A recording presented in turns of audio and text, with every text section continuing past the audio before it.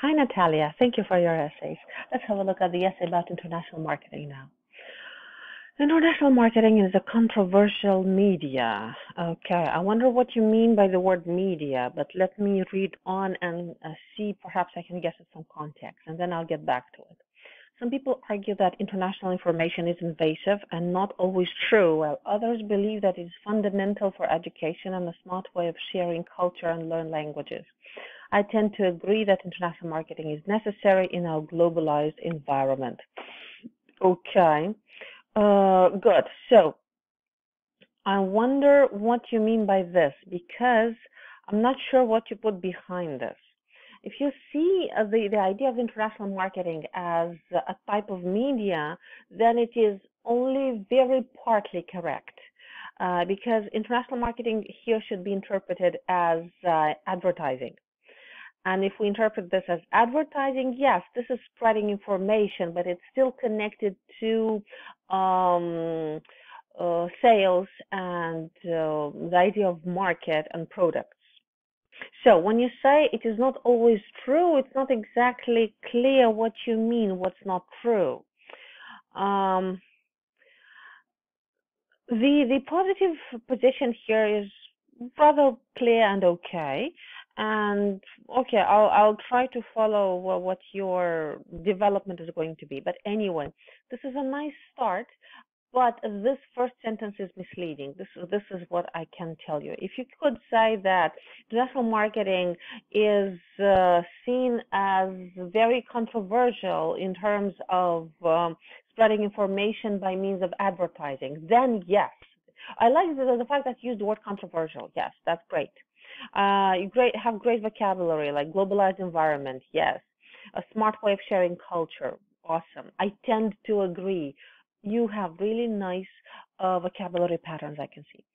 On one hand, part of the population believes that the amount of international information spread around the globe is not always true. Okay. Latin American countries, for example, are known as dangerous countries by people around the world. A recent research from Brazilian government showed that even the violence number had reduced in the last year. People from other countries are avoiding visiting it due to sometimes fake news about violence. Okay, I got it. So you see this as simply spreading information and spreading fake news. I hate to say it, but you have misinterpreted the topic, because it has to be understood and presented and developed and argued as in international marketing being advertising. I mean, try to replace this by advertising for foreign products, and you're going to see how it works in the context of the task. Okay, so what does this mean? This means that under the conditions of a real exam, you would lose points in the criterion of task achievement. What is task achievement? That is the way you answer the task question. Like, do you answer the right thing? Did you answer the right question? Or do you go astray from the topic? Do you go off topic? So unfortunately, yes, you are going off topic, interpreting international marketing as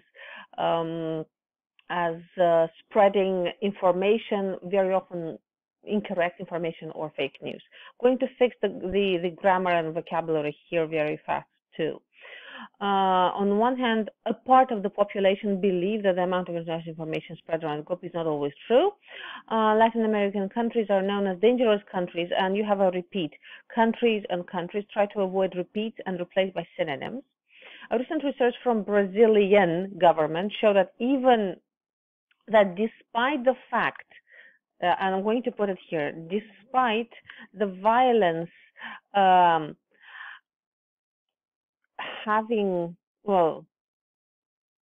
despite the violence having been reduced in the last year, or not having been reduced, having dropped in the last year, people from other countries are still avoiding visiting it. If you say it, you refer to violence. Visiting Brazil due to I wouldn't say sometimes, I would say very often, fake news about violence. And again, you have a repeat, violence here and violence here. Perhaps you could replace this. Perhaps you could say crime rate, criminality, something like this. That's a nice idea in the context of fake news and spread of information, but it's not on the topic. On the other hand, people argue that having international information is excellent for people. You see, this is what you think, and this is unfortunately a misinterpretation of the topic. It's not about international information, it's about advertising. Those people believe that having access to international news helps individuals to be more informed, learn about different cultures, and learn new languages.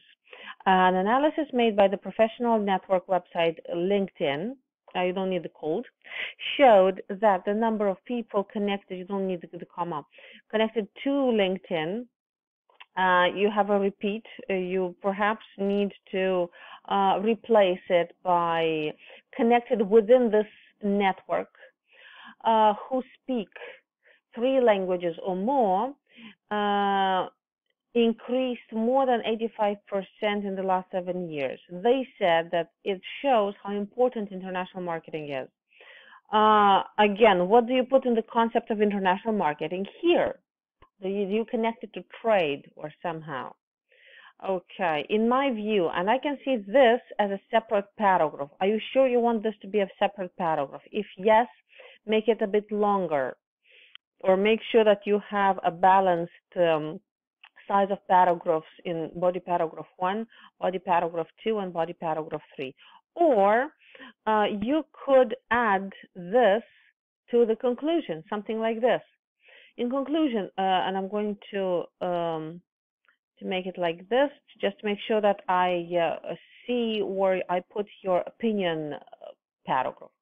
In conclusion, the world needs international marketing. It is always important to check the veracity, great word, veracity, yes, of all information obtained, but one thing is fact. Okay,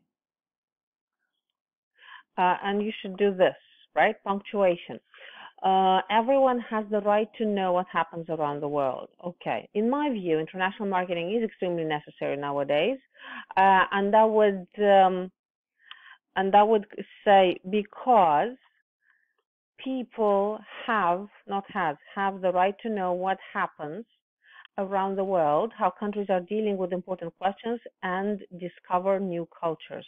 Discover refers to the have the right, right? Okay, and to discover new cultures. This is not very, very balanced, but it's still a bit better than what we used to have. It is best to have your opinion here in the conclusion, not as a separate paragraph before the conclusion. This is what I recommend.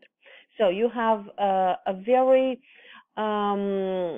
nice essay, but one thing, you have strayed from the topic, you have gone off topic, but the way you approached this, let's say, modified topic is still very illustrative of the way you think, and you have very good thinking. So if you want to learn more about the way you should interpret the topic, plan your answer, incorporate your opinion. Where do you put your opinion? Should this be a separate paragraph? Does it go into some paragraph? How should you structure the introduction? Because this introduction needs a bit of work. We have all that in our online course, which is very, very helpful. So if you're interested in improving very, very fast, trust me, this is just a couple of days before the exam, sign up for our online course and explore the link at the end of my feedback email. I will get back to it at the end of the feedback video. Now let's have a look at the letter, right? This is about the English and Homestay program. Dear family, my name is Natalia and I'm the student who will stay in your house starting next Monday. I'm from Brazil. I have a graduation in accounting, and in my free time I love to visit parks, cycling, and do outdoor activities. Okay. Let me read it first, okay? Since it will be my first time in UK, I would like to ask a few questions. How the weather looks like this time of year.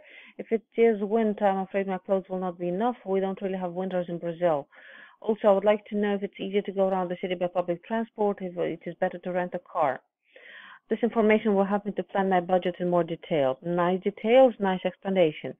My flight will arrive there next Monday at 7 a.m. and I will have a car waiting for me. The agency told me that I will arrive at your house around 11 a.m. I would be glad if you could help me with my questions. Thank you, Natalia. Okay, good. So what do we have here? This is a letter to a family you don't know. So you should probably be very careful what tone and style you choose. When you write to people that you don't know and you want to be polite, you should choose a tone which is slightly more formal than this. I don't mean write it as if you write a job application, but a bit more formal. And I wouldn't say dear family. Well, at least if you don't know the name of the family, then yes. You can also say dear host family. Dear host family, that would be absolutely perfect. And here, if you don't know how to finish, perhaps yours faithfully, okay, would be more in place. And again, just to make sure that you are the Natalia that they are expecting, not another Natalia. You know, there are many Natalias in Brazil, and I have got a Natalia from Brazil too. Let's say that your last name is De Silva, right? I'm not very creative with Brazilian last names, I know. So you should sign it with your full name because you are writing in a slightly more formal register, right? So we need to keep the conventions, right? Okay, as for the details, my name is Natalia and I am perhaps no contractions, who will stay in your house, not in your house, at your residence starting next Monday. I am from Brazil. I'm from Brazil, and I have not a graduation, a degree in accounting. And here we need a full stop, right? One sec. In my free time, I love to visit park, cycle. I love to visit, to cycle, and do outdoor activities. Great background, Natalia. You're a very fun person to meet, I believe.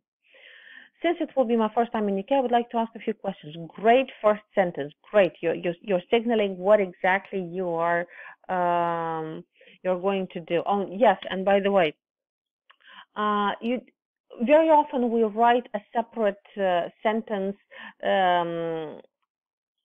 signaling the purpose of the letter. You can do it like this.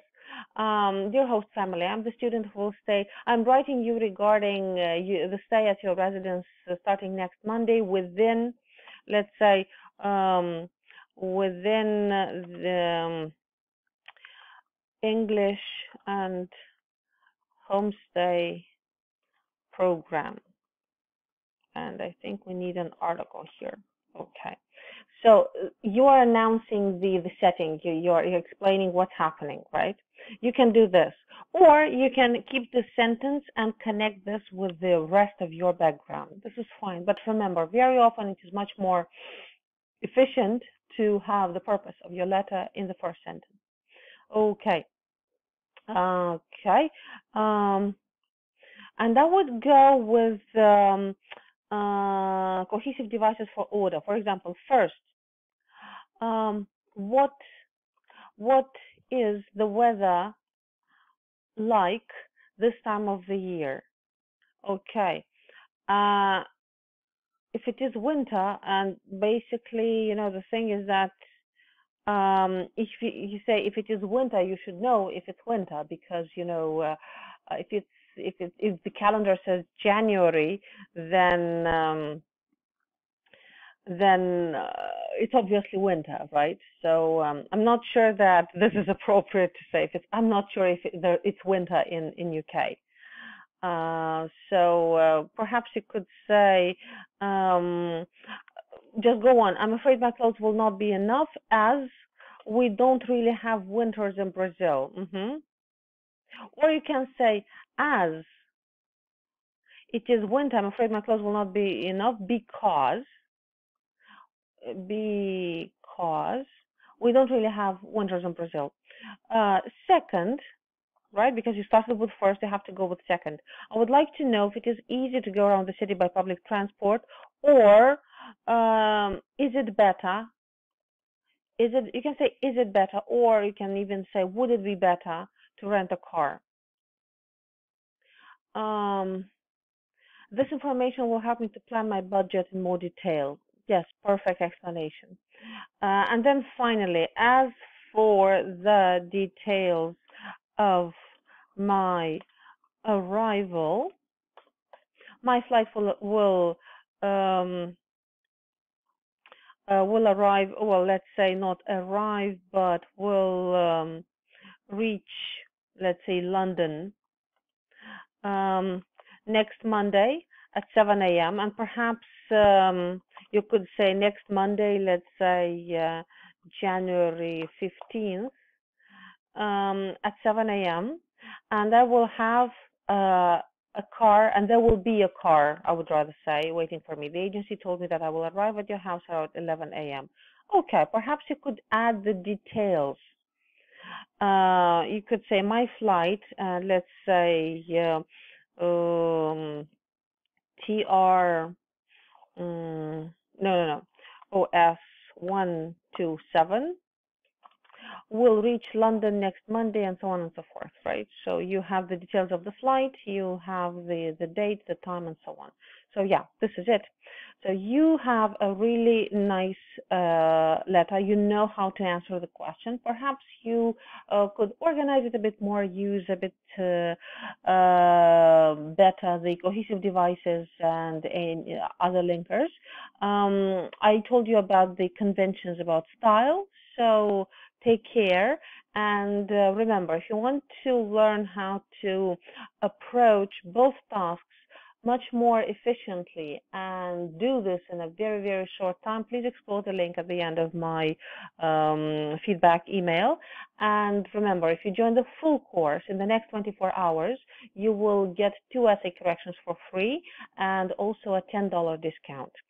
So feel free to explore, and as many of our students confirmed it already successfully, happily, this course is very, very efficient in improving the quality of your writing in absolutely no time. So all the best and good luck.